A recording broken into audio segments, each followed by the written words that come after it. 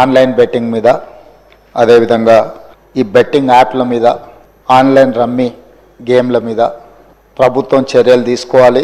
పేదలకు తీరని నష్టం జరుగుతుంది. పేదలు బెట్టింగ్ యాప్లతో బలవుతున్నారు, ఆత్మహత్యలు చేసుకుంటున్నారు, రకరకాల ఆందోళనలు చేపట్టడం జరిగింది, మాట్లాడడం జరిగింది. అధ్యక్ష గత ప్రభుత్వమే 2017లో ఆన్లైన్ బెట్టింగ్ కానీ ఆన్లైన్ యాప్ వీటన్నిటి మీద నిషేధం చేస్తూ చట్టం తీసుకొచ్చింది. చట్టం చేశాం కానీ పకడ్బందీగా అమలు చేసే విషయంలో మరి గత ప్రభుత్వంలో కొంత నిర్లక్ష్యం జరిగింది. ఈ మధ్యకాలంలో అది చాలా వేగంగా తెలంగాణ రాష్ట్రంలో దుర్వినియోగం జరుగుతుంది. అందుకే అధ్యక్ష తమరి ద్వారా ఇది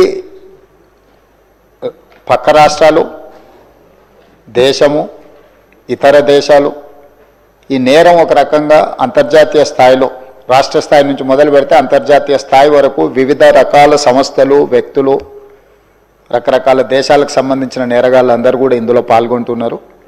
ఇది ఏదో టెంపరీగా ఒక పోలీస్ స్టేషన్లోనో లేకపోతే ఒక పరిధిలో మనం విచారణ చేస్తే దీనికి ఈ సమస్యకు సమూలమైన పరిష్కారం కనుగొనే పరిస్థితి లేదు. కాబట్టి ఈ ఆన్లైన్ బెట్టింగ్ కానీ, ఆన్లైన్ ఈ యాప్లు కానీ, లేకపోతే ఆన్లైన్ రమ్మీ లాంటి గేములు, డిజిటల్లీ ఈ గేమింగ్ ఏదైతే జరుగుతుందో, ప్రధానంగా బెట్టింగ్ ఏదైతే జరుగుతుందో దీని పట్ల రాష్ట్ర ప్రభుత్వము అప్రమత్తంగా ఉండాలి, కఠినంగా వ్యవహరించాలని నిర్ణయం తీసుకున్నది. అధ్యక్ష నేను ఎవరి మీద ఆరోపణలు లేకపోతే ఎవరు ఏ పరిస్థితిలో వీటిని ప్రత్యక్షంగా పరోక్షంగా అనుమతించారు, ప్రోత్సహించారు, ఎక్కువ వివరాల దగ్గర నేను వెళ్ళదలుచుకోలేదు.